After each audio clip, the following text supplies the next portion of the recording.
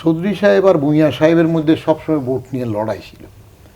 এখন চৌধুরী সাহেব দেখলে যে ভূঁইয়া সাহেবের সাথে পারবে না আর কি, তার পপুলারিটি বেড়ে যাচ্ছে, তখন চৌধুরী সাহেব ওই কাল্লা কামলা সবসময় গ্রামে কামলাগিরি করতো, এই বাড়ি ওই বাড়ি।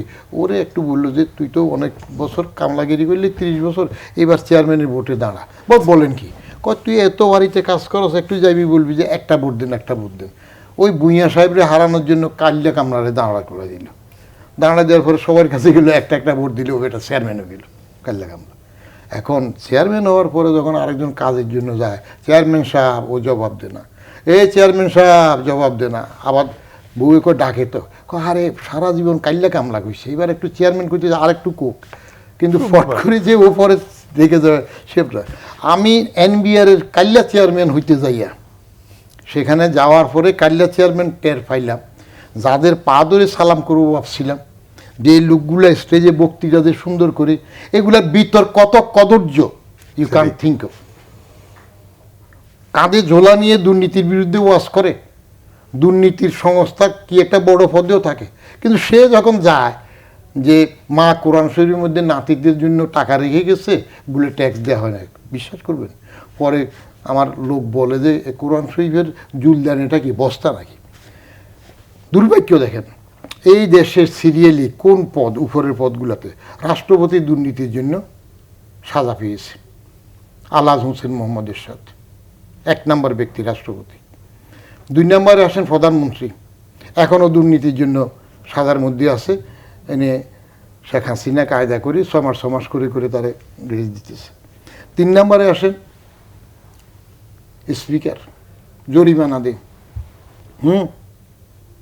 4 নম্বরে আসেন প্রধান বিচারপতি, ওয়ারেন্ট অফ ইস্যু নয়, প্রধান বিচারের মধ্যে আবার আসিবেও ফিরে বলে চলে যায়, আর আসে না দুর্নীতি।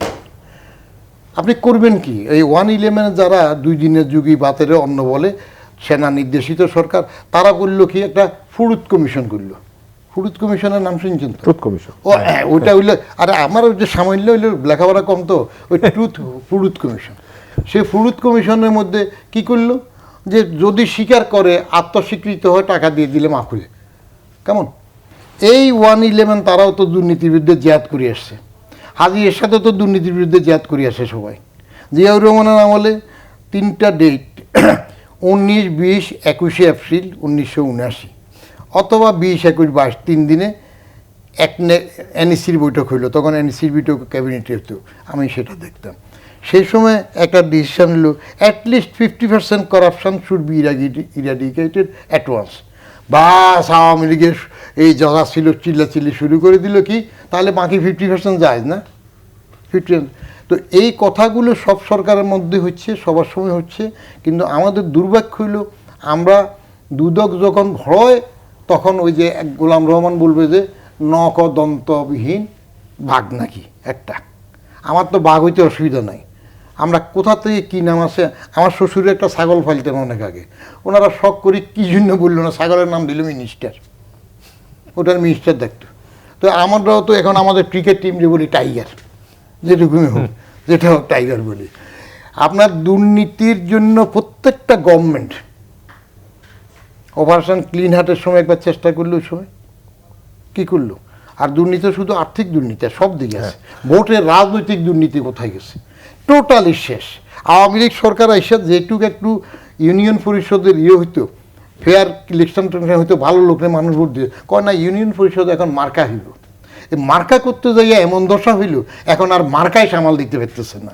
এখন 7ই জানুয়ারির নির্বাচনের সময় বলবে যে এখন কুললে খালাস, তোমরা আমার লোক, আমি নিজেরা আর লোক পাইতেছে না, ওরা যেহেতু আসতেছে না, এইখানে ওইটা হবে। প্রত্যেকটা জায়গাটাকে ইনস্টিটিউশন যদি ধ্বংস হয়ে যায়, উন্নতি হচ্ছে, there is no denying the fact. এত উন্নতি, চোখ দ্বারা উন্নতি হচ্ছে, স্যাটেলাইট পর্যন্ত চলে যাচ্তেছি আমরা, কেমন। কিন্তু দুর্নীতি তো বাড়ছে। যদি বলেন যে হ্যাঁ, একটা মুরগি জবাই হইলে মোল্লার জন্য ওদিন বিড়াল কুকুর কম পায়, কারণ এক মুরগির হাট টাড়া করতে হবে। যদি লাখো লোকের জ্যাবত হয় বড় করে, তাহলে সবাই কিছু পায়। যত ডেভেলপমেন্ট রেসিডিউ যদি যায়, এটা হয়। কিন্তু চেকটা কোথায়?